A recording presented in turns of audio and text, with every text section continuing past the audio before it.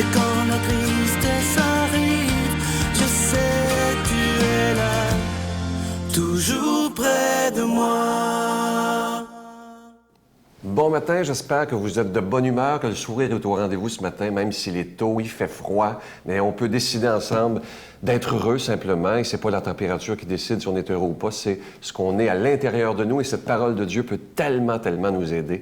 Et aujourd'hui, comme on le fait tous les jeudis, on s'en va rejoindre quelqu'un qui a tellement un beau sourire. Je trouve que moi, je la connais depuis déjà un bon moment. Elle a quelque chose à l'intérieur d'elle qui nous aide vraiment beaucoup. C'est une femme qui a beaucoup souffert, et elle est la preuve vivante qu'on peut toujours s'en sortir. Darlie Demitro. Cette émission vous est présentée par l'organisme catholique La Victoire de l'amour. Depuis toujours, l'être humain cherche le chemin qui mène au vrai bonheur. Pourtant, encore aujourd'hui, notre monde se meurt d'un manque d'amour. Il y a plus de 2000 ans, un homme du nom de Jésus de Nazareth est venu bouleverser le monde, et ce, à tout jamais.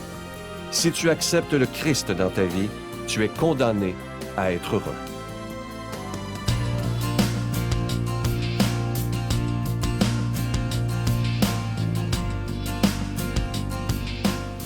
Bon matin, bonne journée. Je suis tellement enchantée d'être ici parmi vous dans cette belle journée. Je sais que la température, je suis au courant, mais reviens toujours à la température à l'intérieur de vous. Tu sais, dans la vie, c'est pas évident de s'ajuster. Des fois, on trouve ça très difficile. Mais un musicien, avant qu'il joue, savez-vous qui s'ajuste son guitare? Savez-vous qu'on a besoin de s'accorder notre piano puis s'ajuster notre piano? Tellement important. Je sens récemment dans l'air qu'il y a beaucoup de monde qui vit dans la rigidité. Rigide, bien serré, poigné au lieu d'avoir la souplesse. Faut s'ajuster dans la vie. Faut s'ajuster à les choses qui arrivent, à des événements, à des situations, à des incidents. Je sais qu'on a certaines croyances. Puis des fois, on peut avoir certaines fausses croyances qui nous empêchent d'avoir cette ouverture d'esprit.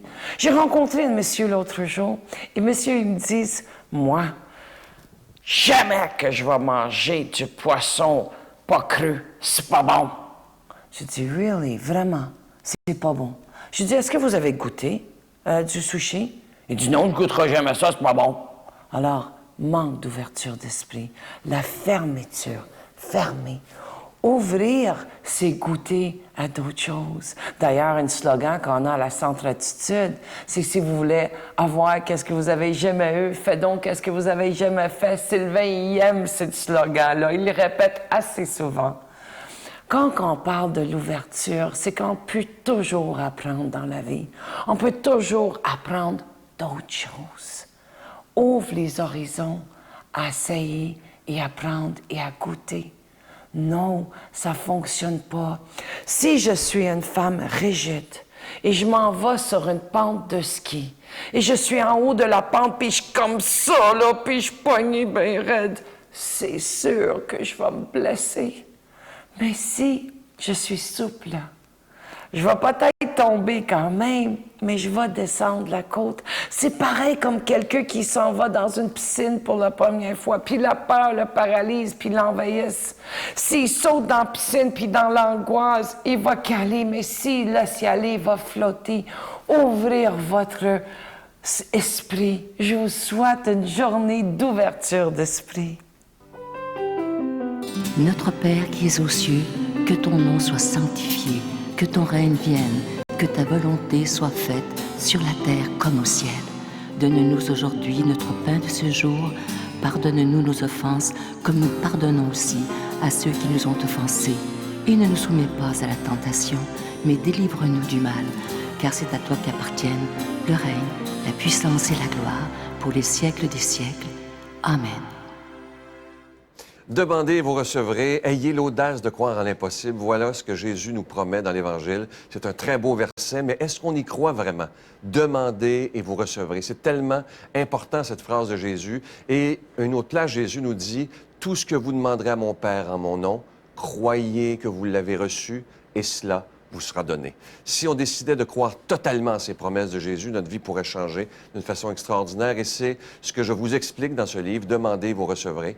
Il y a déjà des milliers de personnes qui l'ont commandé à travers les années et je sais que c'est un livre qui a fait du bien. Alors moi, je vous remercie de tout cœur de votre grande générosité. Vous savez que vos dons nous permettent de payer pour être à la télévision, pour la production et la diffusion. Et je vous rappelle que vous recevrez comme cadeau un livre avec un don de 25 $ et plus, et vous en recevrez 2 avec un don de 40 $ et plus. Je vous donne l'adresse. La Victoire de l'amour, casier postal 120, succursale Boucherville à Boucherville, le J4B 5E6, je vous la redonne. La Victoire de l'amour, casier postal 120, succursale Boucherville à Boucherville, le J4B 5E6. Également par téléphone, par carte de crédit dans le 514-523-4433, 523-4433, ou sans frais, le 1-888-811-9291, 1-888-811-9291, et aussi sur notre site Internet, le www.lavictoiredelamour.org.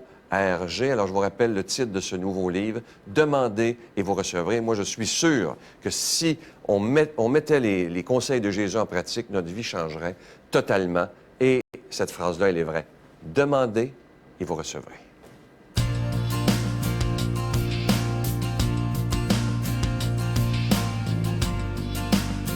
Aujourd'hui, pour bien nous expliquer la parole de Dieu, on va rejoindre quelqu'un qui connaît bien sa Bible. C'est un bibliste, d'ailleurs, vous le connaissez bien, l'abbé Raymond Gravel.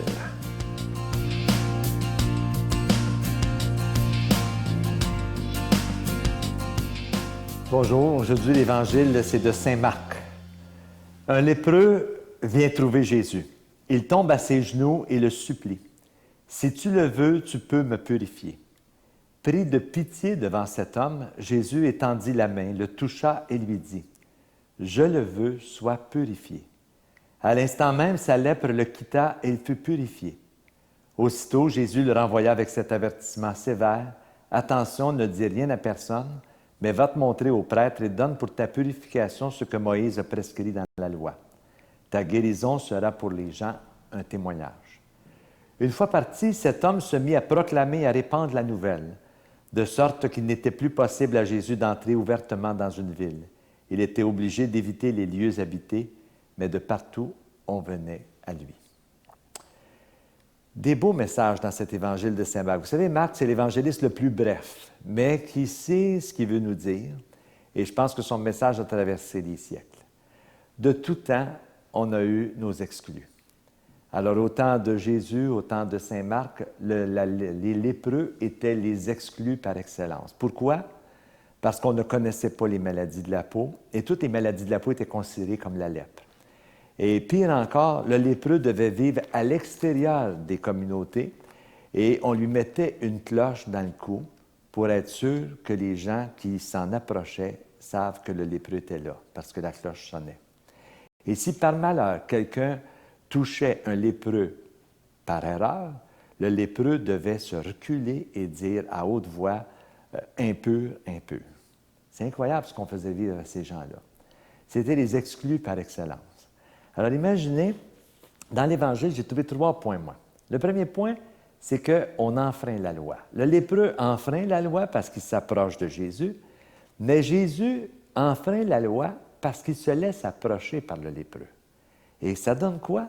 C'est que le lépreux, qu'on appelle le lépreux, il devient un homme.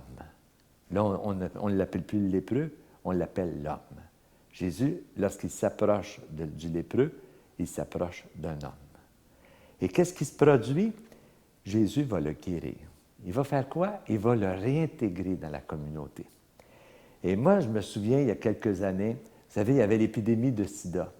Et nos Sidéens au Québec étaient considérés comme les lépreux du temps de Jésus. On ne pouvait pas les approcher, on ne pouvait même pas, on pouvait leur parler, mais jamais les toucher. Je me souviens d'être allé à l'hôpital dans les débuts des années 80, j'étais prêtre. Et il y avait un Sidéen, puis l'infirmière m'a dit, il faut vous habiller en plastique, des gants de plastique, un masque, et ne pas vous approcher trop près du Sidéen, comme si ça s'attrapait de cette façon-là. Et moi, je me souviens, j'étais dans la chambre du Sidéen, un jeune, et j'ai tout enlevé le plastique et je l'ai même embrassé sur le front. Je me suis dit, c'est impossible que le sida s'attrape de cette façon-là, ça ne se peut pas. Et j'ai eu raison parce que les années par la suite, on m'a donné raison. Alors, je pense que c'est d'enfreindre la loi ou la coutume pour s'approcher du blessé de la vie, de l'exclu. Deuxième chose, il faut entrer dans le cœur de Dieu. L'épisode de l'Évangile d'aujourd'hui, on dit que Jésus a été ému jusqu'aux entrailles. Être ému jusqu'aux entrailles, là, la pitié du cœur, là, ça, c'est le sentiment le plus grand que Jésus éprouve dans les Évangiles. Et c'est un sentiment qui nous vient de Dieu. Dieu se laisse émouvoir jusqu'aux entrailles lorsqu'il voit des exclus. Il ne peut tolérer l'exclusion. Et à travers le Christ de l'Évangile, l'exclu est réinclus dans la communauté. Alors, je pense que c'est important. Et là, il dit, ta guérison va être un témoignage pour les autres. Mais Jésus lui dit bien, ne le dis pas à personne. Alors, savez-vous ce qui arrive, c'est que lorsque le lépreux le dit à tout le monde, alors c'est Jésus qui devient l'exclu. Il ne peut plus entrer dans aucune ville et dans aucun lieu habité parce qu'il a enfreint la loi. Il devient le lépreux. Alors, ça veut dire que Jésus, le Christ, porte nos blessures, il porte toutes nos blessures, nos péchés, nos limites, nos fragilités. Il les porte sur ses épaules, il nous en libère et il nous réintègre dans la communauté. Le troisième point, c'est le prix de l'amour. Lorsque le prix de l'amour, c'est la croix. Alors, on sait très bien que la croix se manifeste souvent lorsqu'on prend parti pour les blessés de la vie, pour les petits, pour les laisser pour compte. Parce que lorsqu'on prend parti pour eux, on se met à dos les bien-pensants et ceux qui croient détenir la vérité sur Dieu et sur le monde. Et c'est un peu la mission que le Christ nous confie, puisque lui-même l'a occupée. Il est monté sur la croix, non pas parce qu'il priait autrement que les Juifs de son temps, c'est parce qu'il a pris parti pour la justice et pour les blessés de la vie.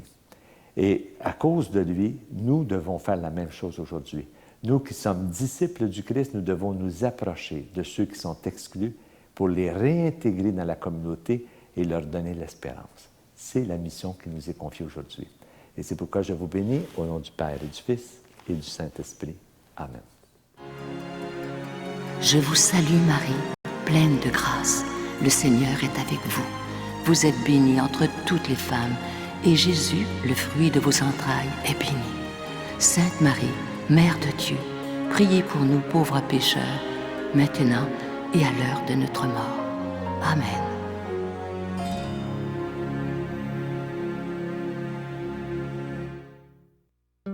Dans le cadre de l'année de la foi, la Victoire de l'amour vous invite à son pèlerinage du 2 au 13 mai 2013.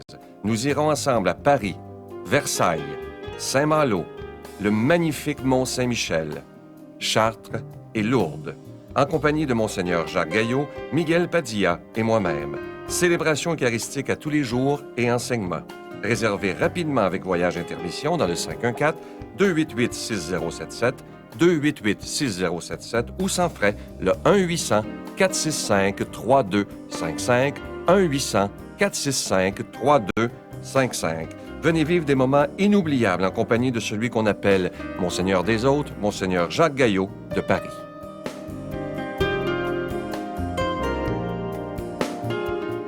La pensée que j'ai pour vous ce matin, elle est tellement belle. Et si on décidait de la mettre en pratique, ça changerait la face de la terre. Écoutez bien ceci. On apprend à devenir heureux seulement lorsqu'on apprend à aimer les gens comme ils sont et non pas comme ils devraient être.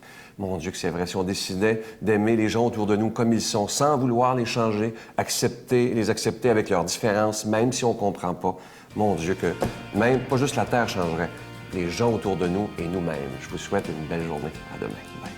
Gloire à Jésus, gloire à Jésus,